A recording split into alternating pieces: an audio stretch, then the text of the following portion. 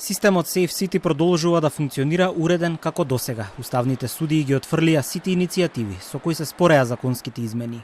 Ова следува од како дел од опозицијските пратеници кон крајот на јануари најдоа замерки на некои одредби од Законот за прекршоци.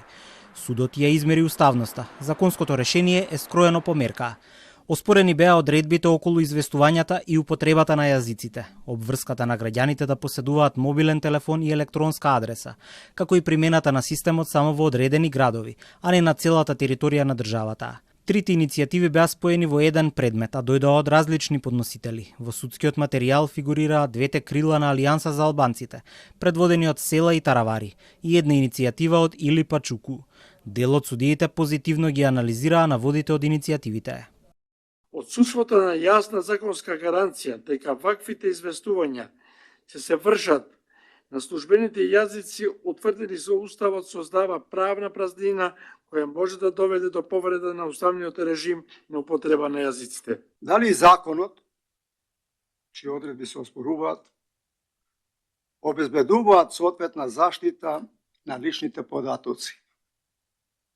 Една важна уставна категорија кој се однесува на личните права на граѓаните, санкционирани и уредени со нашиот устав. Председателот на Уставен Дарко Костадиновски, како и судиката Ана Павловска-Данева, при дебатата јасно порачаа дека во иницијативите нема основ за поведување постапка. Нашата држава е европски рекордер по жртви настанати во сообраќајни несреќи. И тоа е наша реалност. Значи европски рекордер. Што значи тоа? Тоа значи дека нашите возилата станале оружје. Тие се оружје.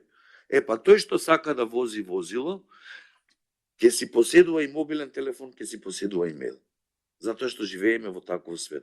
А ако не, тогаш ќе иде со коњ. Проектот Safe City е така проектиран да препознае возило. Го препознава возилото и регистарскиот број на возилото, тој не препознава јазик. Возилото нема јазик. Во ера на дигитализација, па како јас не знам како да се дигитализира ова наше општество за жал кое е на дното.